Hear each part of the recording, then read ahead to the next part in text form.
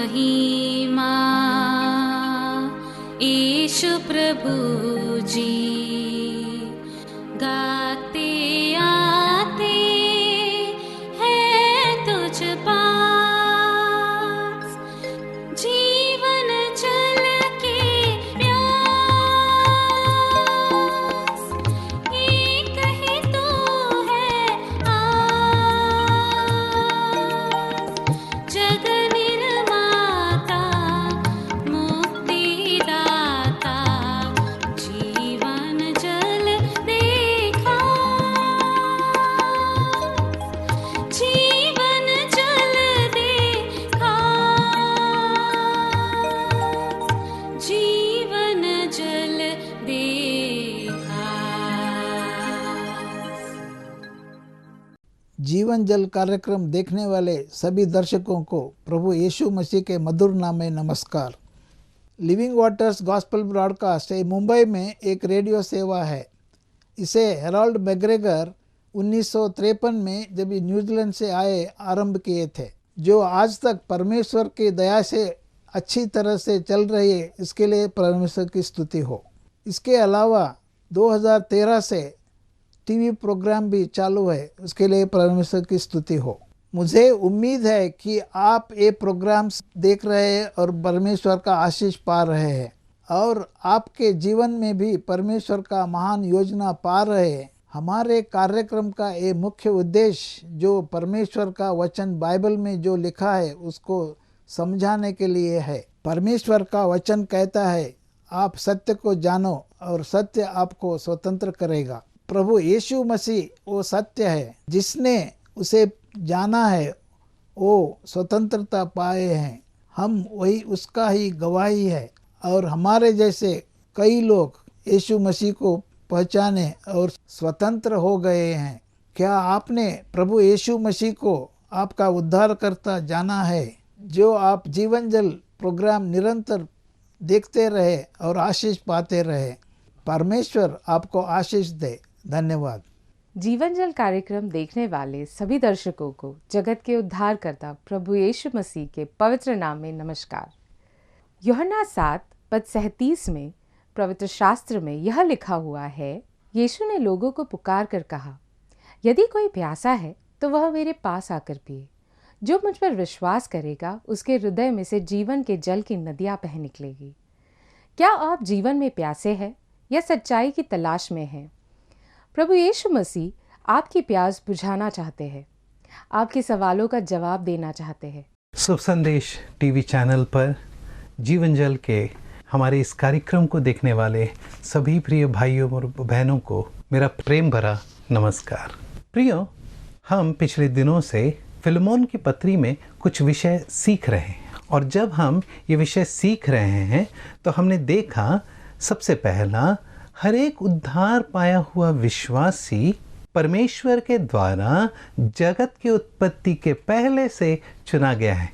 दूसरा, हमने ये देखा कि प्रभु यीशु मसीह ने अपनी धार्मिकता हमें दी और हमारे पापों का बोझ उठाकर स्वयं हमारे लिए वो कलवरी के क्रूस पर उसने मृत्यु सही।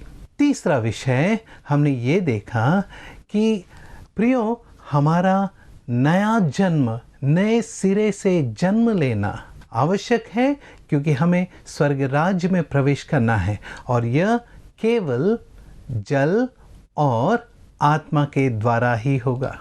प्रिय भाइयों और बहनों, आज हम चौथे विषय की ओर जा रहे हैं। इसे जस्टिफिकेशन अर्थात धर्मी ठहराया जाना कहते हैं। उत्पत्ति के पहले अध्याय के 26वें वचन में हमने देखा कि परमेश्वर ने मनुष्य को अपने ही स्वरूप के अनुसार अपनी समानता में रचा। परमेश्वर ने मनुष्य को सारा अधिकार दिया और परमेश्वर ने मनुष्य से कहा, एक वृक्ष का फल नहीं खाना है। लेकिन मनुष्य ने क्या किया? तीसरे अध्याय में उसी वृक्ष के फल को खाया और इस कारण वह पापी ठहरा। मनुष्य के इस कार्य के कारण मनुष्य ने अपराध किया, पाप किया। पाप जगत में आई और पाप के साथ मृत्यु जगत में फैल गई, क्योंकि सब ने पाप किया। मेरे प्रिय भाइयों और बहनों, यहाँ पर हमें समझने का विषय ये है कि उस एक मनुष्य के पाप करने के कारण पाप हमारे खाते में लिखा गया। पाप हमारे खाते में लिखे जाने के कारण हम सभी पापी ठहरे हैं। मूढ़ता से लोग कहते हैं कि आदम का पाप हम क्यों ढोएं, लेकिन आदम के उस पाप के कारण परमेश्वर की आज्ञा को टाला गया, परमेश्वर की आज्ञा का उल्लंघन हुआ, परमेश्वर की आज्ञा का ठट्टा उड़ाया गया। सारा मनुष्य जाति आदम में पापी ठहरा। अब पापी मनुष्य का पिता परमेश्वर के साथ मेल मिलाप कैसे हो?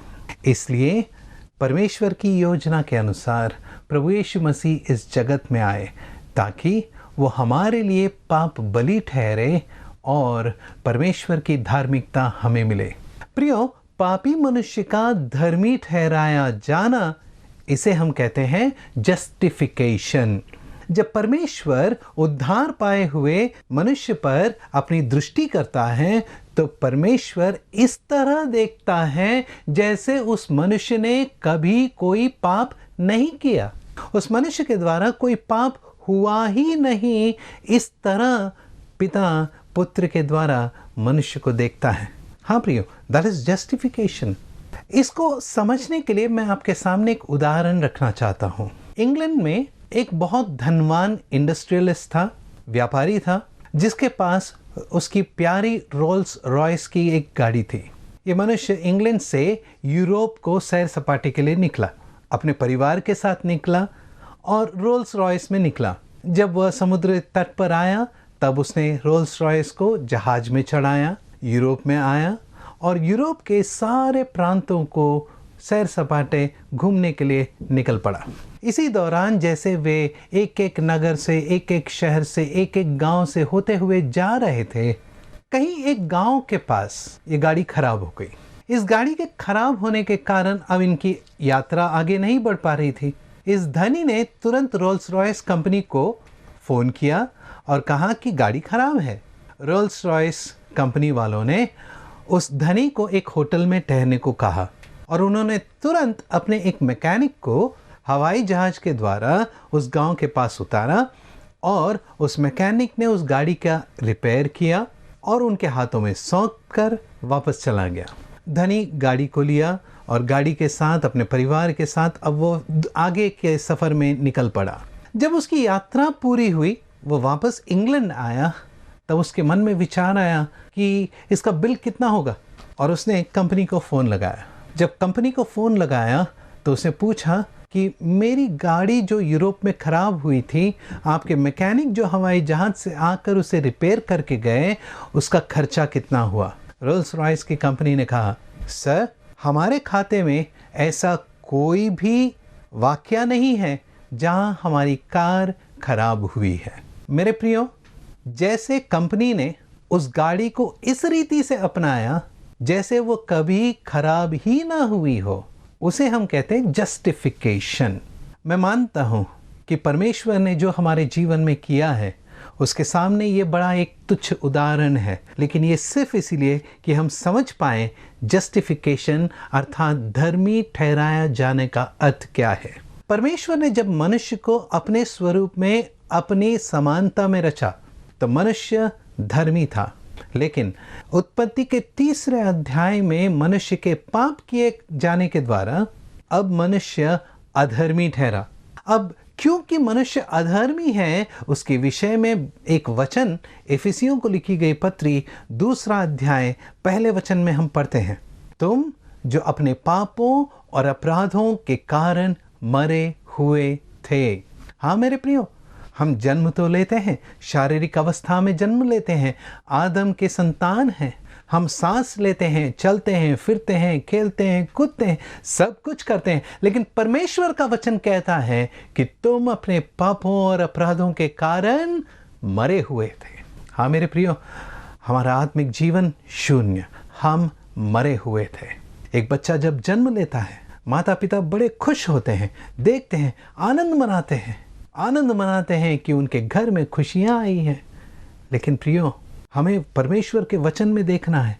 परमेश्वर का वचन कहता है कि तुम अपने पापों और अपराधों के कारण मरे हुए थे। डॉक्टर के पास जाते हैं, सारे टेस्ट हर साल कराते हैं, हृदय का टेस्ट कराते हैं, अपने शरीर के हर एक जांच कराते हैं, हम अपने ब्लड प्रेशर को चेक कराते हैं। हर एक जांच के बाद जब हम देखते हैं, रिपोर्ट में आता है कि एवरीथिंग इज क्लियर, सब कुछ साफ है, आप सेहतमंद हैं। प्रियो, सोचा परमेश्वर का वचन कहता है तुम अपने पापों और अपराधों के कारण मरे हुए थे, उसने तुम्हें भी जिलाया। प्रभु यीशु मसीह ने हमें जिलाया, अर्थात हम जो अपने पापों और अपराधों के कारण मरे हुए थे, प्रभु यीशु मसीह ने हमें धर्मी ठहराया। ओ प्रियो, क्या हम इस लायक थे? क्या हम कभी इस लायक थे कि हम धर्मी ठहराए जाते? नहीं ना। लेकिन परमेश्वर की कृपा, परमेश्वर का अनुग्रह जो हम पर हुआ। अनुग्रह क्या है? हम उसके लायक कभी नहीं थे, लेकिन परमेश्वर ने हमें दिया क्या? उद्धार। हम तो अपने पापों और अपराधों के कारण मरे थे, हम इस लायक नहीं थे कि हम अपने आप को परमेश्वर के संतान कह पाते, लेकिन परमेश्वर ने वो अधिकार हमें दिया। ये परमेश्वर का अनुग्रह है, परमेश्वर की कृपा, परमेश्वर की कृपा जो हम पर हुई। हम जिसके लायक थे वो हमें नहीं मिला। मेरे प्रियो, हम जो अपने पापों और अपराधों के कारण मरे हुए थे, हमारे पापों की सजा क्या है? दूसरी मृत्यु, नरकाग्नि। लेकिन हमें मिली नहीं ना। हम उद्धार पाए हुओं के लिए जीवन दान मिला। उसने तुम्हें भी जिलाया जो अपने पापों और अपराधों के कारण मरे हुए थे। प्रभु यीशु मसीह ने हमें नया जीवन दिया। प्रभु यीशु मसीह ने हमें धर्मी ठहराया। वह जो पाप से अनजान था, वह हमारे लिए पाप ठहरा। मेरे प्रियो, जब हम इस वचन को पढ़ते हैं 2 कोरिन्थी 5वें अध्याय के 21वें वचन में कि वह जो पाप से अनजान था तुम्हारे लिए पाप ठहरा, इसका अर्थ ये नहीं है कि प्रभु यीशु मसीह ने उस पाप में अपनी सहभागिता दी। नहीं नहीं नहीं मेरे प्रियो, ये बिल्कुल गलत है। इसका अर्थ यह है कि वह हमारे लिए पाप बलि ठहरा। लेवीय व्यवस्था में 22वें अध्याय में हम देखते हैं कि जब वह निर्दोष बकरा याजक के सामने लाया जाता, तो याजक उसके सर पर हाथ रखता और सारे इज़राइल का पाप उस बकरे पर मढ़ देता। क्या उस बकरे ने पाप किया? नहीं ना। ये आने वाले दिनों का चिन्ह था, ये प्रभु यीशु मसीह का चिन्ह था। प्रभु यीशु मसीह जो पाप से अनजान था, हमारे लिए वह पाप ठहरा, अर्थात हमारे लिए पाप बलि ठहरा, ताकि उसके द्वारा परमेश्वर की धार्मिकता हमें मिले। हम किस लायक थे? उस नरकाग्नि के लायक। हम किस लायक थे? उस कलवरी के क्रूस की मृत्यु के लायक थे। लेकिन परमेश्वर ने हमें क्या दिया? अपनी धार्मिकता। He had justified us। और ये जस्टिफिकेशन हुआ कैसे? हम धर्मी कैसे ठहरे? हमें धार्मिकता कैसे प्राप्त हुई? प्रियो, हमने इसके लिए कोई काम नहीं किया, हमारी इसके लिए कोई योग्यता नहीं। We don't have any qualification for being justified। ये तो परमेश्वर की ओर से दी हुई अनुग्रह है। हाँ मेरे प्रियो, हमारा धर्मी ठहराया जाना हमारी ओर से नहीं है, ये परमेश्वर की ओर से। परमेश्वर का धन्यवाद हो कि परमेश्वर ने हमें धर्मी ठहराया है। प्रभु यीशु मसीह में हमें धर्मी ठहराया है। अब परमेश्वर जब हमारी ओर देखता है तो इस नज़र से देखता है जैसे हमने कभी कोई पाप नहीं किया। हाँ मेरे प्यारे भाइयों और बहनों, हम तो नर्क के उस ताड़ना के, उस अग्नि के, उस जलन के, उस दंड के योग्य थे। वह जो पाप से अनजान था, हम पूरे के पूरे पाप में डूबे हुए थे। वो हमारे लिए पाप बलि ठहरा ताकि हम जीवन पाएं। प्रियो, जब मैं कलवरी के क्रूस की ओर देखता हूँ, मैं क्या देखता हूँ? जब मैं कलवरी के क्रूस की ओर देखता हूँ, मैं प्रभु यीशु मसीह को उस कलवरी के क्रूस पर देखता हूँ और देखता हूँ कि प्रभु कहते हैं, एली एली लामा सबक्तनी। हे मेरे परमेश्वर, तूने मुझे क्यों त्याग दिया। परमेश्वर का पुत्र, जिसके विषय में हम उत्पत्ति से लेकर प्रकाशित वाक्य तक पढ़ते हैं, जो पिता के तत्व का छाप है, वह उस कलवरी के क्रूस पर अपने पिता से अलग हुआ। पुत्र पिता से पुकारता है, हे मेरे परमेश्वर, तूने मुझे क्यों त्याग दिया। पिता ने पुत्र का हाथ उस कलवरी के क्रूस पर छोड़ दिया। क्यों? ताकि वह पुत्र के द्वारा हमें अपना ले, अपने पास ले ले, अपने करीब ले ले। ओ मेरे प्यारे प्रियो, ये कितना सुंदर चित्र है जो हम देखते हैं। जो हम किसी लायक नहीं थे, हम धर्मी ठहराए गए। और जब पौलुस फिलेमोन को ओनेसिमस के विषय में लिखता है और 17वें आयत में, फिलेमोन पहला अध्याय 17 आयत, सो यदि तू मुझे सहभागी समझता है तो उसे इस प्रकार ग्रहण कर जैसे मुझे। पौलुस फिलेमोन से कह रहा है कि ओनेसिमस को इस तरह ग्रहण कर जैसे मुझे। तू मेरा सहकर्मी है। ओनेसिमस को मैंने आत्मा में जन्म दिया है। तू मुझे जिस तरह सहकर्मी के रूप में अपनाता है, ओनेसिमस को भी वैसे ही अपना। ओनेसिमस में अब तू उस भगोड़े दास को मत देख। ये मत देख कि ओनेसिमस ने तुझे धोखा दिया। ये मत देख कि ओनेसिमस ने तेरे घर चोरी किया। ये देख, ये वही ओनेसिमस है जिसके लिए प्रभु यीशु मसीह कलवरी के क्रूस पर मरा। ये वही ओनेसिमस है जिसे परमेश्वर ने चुना। ये वही ओनेसिमस है जिसे परमेश्वर ने धर्मी ठहराया है। और जिसे परमेश्वर ने धर्मी ठहराया, उसके विरुद्ध कौन दोष लगा सकता है। रोमियो को लिखी गई पत्री 8वें अध्याय में कितना सुंदर वचन हम पढ़ते हैं। निकालें रोमियो को लिखी गई पत्री, उसका 8वां अध्याय 32वां वचन, जिसने अपने निज पुत्र को भी न रख छोड़ा परंतु उसे हम सब के लिए दे दिया, वह उसके साथ हमें और सब कुछ क्यों न देगा। परमेश्वर के चुने हुओं पर दोष कौन लगाएगा। परमेश्वर वह है जो उनको धर्मी ठहराने वाला है। फिलेमोन, परमेश्वर ने ओनेसिमस को धर्मी ठहराया है। फिलेमोन, परमेश्वर ने ओनेसिमस को चुना है। क्या तू ओनेसिमस पे दोष लगा सकता है? नहीं ना।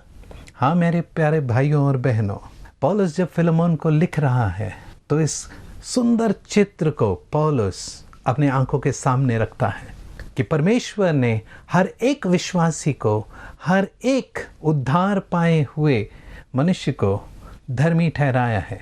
हम इस लायक कभी नहीं थे। शैतान क्या करता है? हमेशा दोष लगाता है।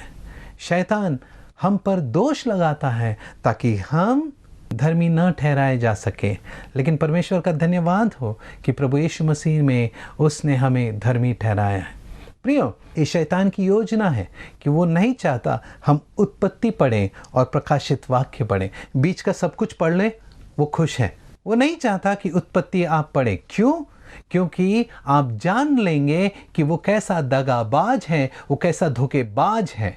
उसकी वजह से हम कैसे परमेश्वर से दूर हुए हैं, उसके चाल कैसे हैं, वो कैसी योजनाएं बनाता है, कैसे सुंदर सुंदर बातें हमारे सामने रखता है और हम परमेश्वर से दूर हो जाते हैं। शैतान ये भी नहीं चाहता कि हम प्रकाशित वाक्य का पढ़ें। प्रकाशित वाक्य के पहले अध्याय में कितनी सुंदरता से 3 वचन में लिखा है, धन्य है वह जो इस प्रकाशित वाक्य के किताब को पढ़ता है। धन्य है वह। क्यों? क्योंकि प्रकाशित वाक्य में हम उसके अंत को देखते हैं। वो हारा हुआ है।